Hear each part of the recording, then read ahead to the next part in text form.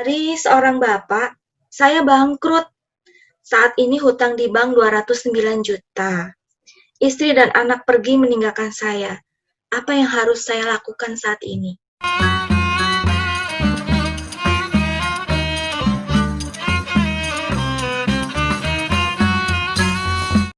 Allahumma sholli ala Muhammad wa ala ali Muhammad. Assalamualaikum warahmatullahi wabarakatuh.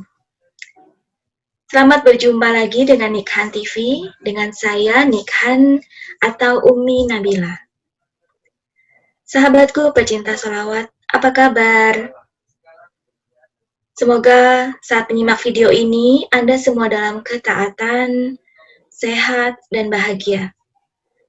Semoga Allah mudahkan urusan dunia akhirat Anda, sakinahkan rumah tangga Anda, melapangkan rezeki Anda, dan melunaskan seluruh hutang Anda. Amin. Pada hari yang penuh berkah ini, saya mau mengajak Anda semua untuk berbincang-bincang dengan seorang pakar keuangan dan perencanaan keuangan keluarga yang bernama Bapak Ahmad Ghazali. Beliau ini adalah sahabat saya sejak lama ya. Mari kita kenalan langsung kepada Bapak Ahmad Ghazali. Assalamualaikum. Apa kabar Mas Ahmad Ghazali? Waalaikumsalam warahmatullahi wabarakatuh. Minabila, gimana kabarnya semua? Semoga sehat semua ya. Alhamdulillah. Gimana keluarga, istri, anak-anak sehat? Alhamdulillah sehat semua. Iya. Maaf nih, saya mau mengganggu waktunya di tengah kesibukannya. Terima kasih ya sudah bersedia untuk bincang-bincang di Nikhan TV. Karena sahabat pencinta sholawat semua ini sangat ingin menambah wawasan, juga menguatkan jiwa dan pikiran ya untuk bisa menjalani hidup ini dengan ikhlas, dengan sabar, dengan penuh rasa syukur. Karena banyak sekali sahabat di luar sana yang sedang diuji Allah dengan hutang piutang.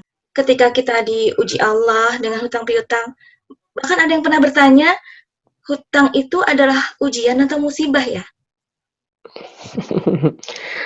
Bagaimanapun hutang adalah kondisi yang harus dihadapi. Entah itu ujian, entah itu musibah, tapi yang jelas ngambil utang itu pilihan. Ngambil utang itu pilihan.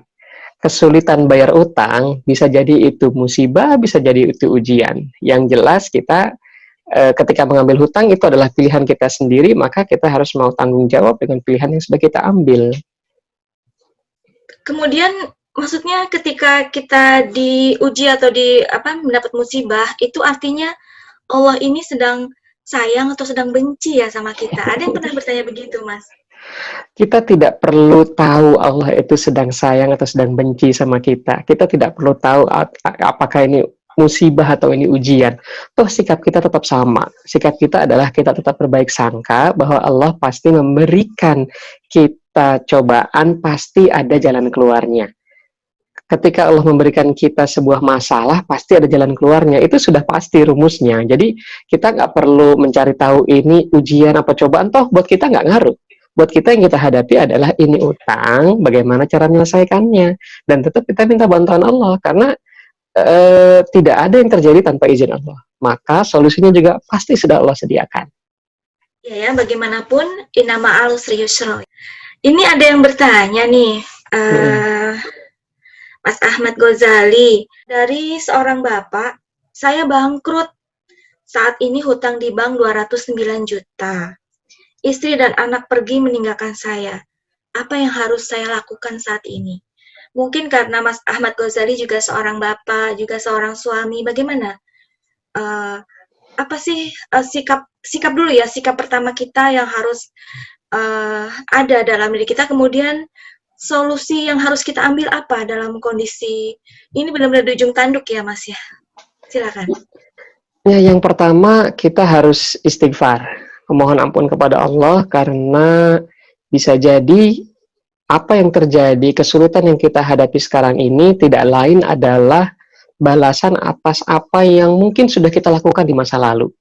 Karena dosa itu diampuni dengan cara kita memohon ampun, dosa itu kadang juga diampuni dengan cara Allah ganti itu dengan sebuah kesulitan bagi kita, dan itu menjadi sebuah penggugur dosa, atau bisa jadi dosa itu diampuni nanti di akhirat kelak, yaitu dengan sebuah siksaan di neraka.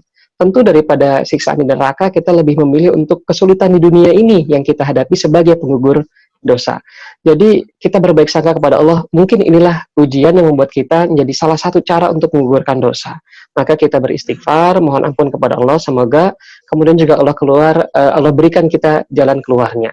Yang kedua, tetaplah bersabar. Sabar itu bukan diam. Sabar itu artinya kita menerima ketentuan dari Allah dan kita menyerahkan urusannya kepada Allah. Dalam arti bahwa ya kita tahu rezeki juga Allah yang atur. Allah yang mengatur saya punya rezeki berapa, Allah yang mengatur sekarang saya kehilangan sebagian dari rezeki yang sebelumnya sudah dititipkan. Rezeki harta Allah titipkan kepada kita, lalu kemudian sekarang hilang. Bahkan timbul berupa hutang.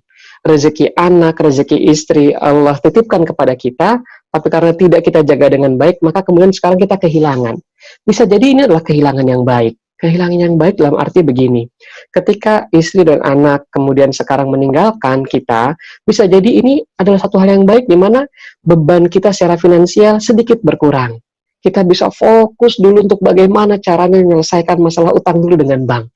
Dan ketika itu berangsur pulih, maka mungkin bisa jadi kemudian kita bisa bersatu kembali dengan keluarga kita. Nah, terkait dengan hutang dengan bank, tentu bank juga punya kebijakan. Kalau terjadi hutang, biasanya bank sebelumnya sudah memiliki yang namanya tanggungan ya atau yang namanya jaminan.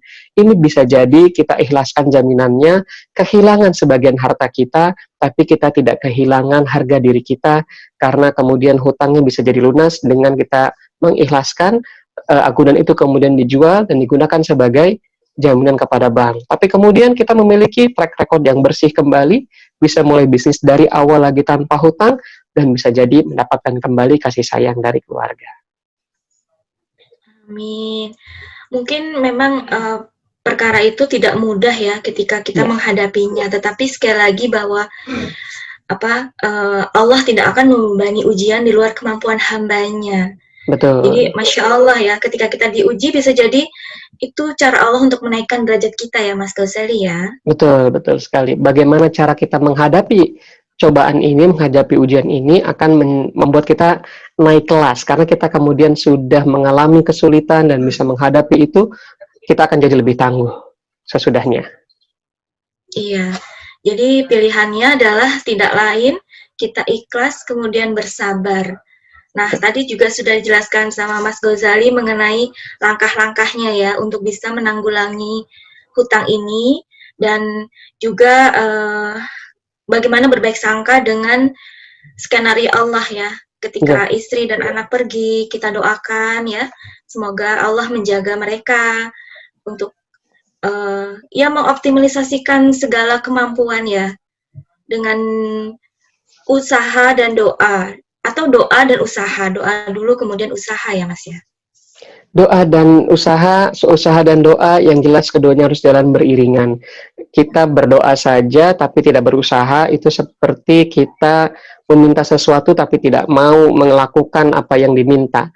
Kita berusaha saja tanpa berdoa, itu seperti kita meniadakan kehendak Allah, padahal sesungguhnya bukan hebatnya kita yang membuat sesuatu itu berhasil, tapi kehendak Allah yang membuat kita itu menjadi berhasil. Tentu dengan sarana apa yang kita lakukan. Maka doa dan usaha harus berjalan beriringan. Iya, ada saya sempat berpikir bahwa ketika kita berusaha tanpa doa itu sebuah kesombongan. Iya, betul sekali. Tapi ketika kita berdoa tanpa usaha itu sebuah kenaifan ya. Iya. Sepakat. Sallallahu ala Muhammad, sallallahu ala Muhammad, sallallahu ala Muhammad, sallallahu ala Muhammad, sallallahu ala Muhammad, sallallahu ala Muhammad, sallallahu ala Muhammad, sallallahu ala Muhammad, sallallahu ala Muhammad, sallallahu ala Muhammad.